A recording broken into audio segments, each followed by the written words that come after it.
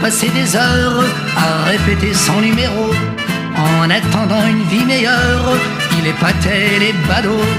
Il allumait une cigarette, il soufflait dessus. Les spectateurs étaient en fête, la cigarette a disparu.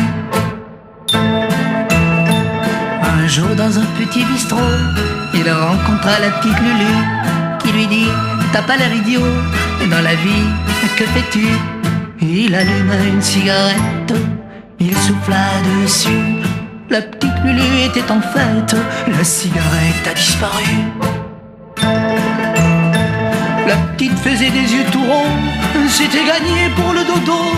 Elle se ferait plus de mouron, il travaillerait en duo. Elle allumerait les cigarettes, elle soufflerait dessus. Elle compterait les recettes, adjugées n'en parlons plus. Les temps étaient très difficiles, dans le quartier on les voyait trop. Fallait courir de ville en ville, plus question de prendre le métro. Suffisait plus d'une cigarette, de souffler dessus.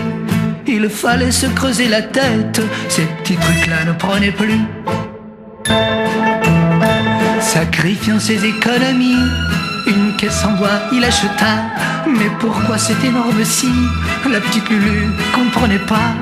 Et ainsi 7 fois par semaine, il la coupait en petits morceaux.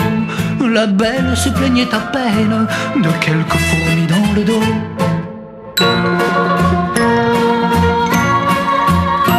Passer ses jours au fond d'une caisse, convenez-en, ça n'est pas drôle.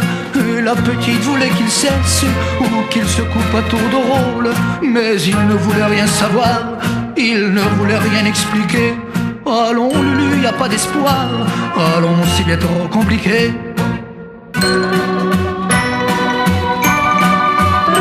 Une nuit la belle n'y tenant plus, surprit le gars dans son sommeil. De son air le plus ingénu, elle fit 10 morceaux tous pareils.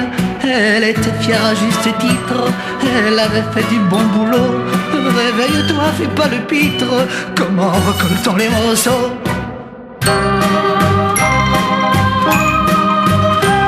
Comment expliquer aux gendarmes qu'elle avait raté son numéro?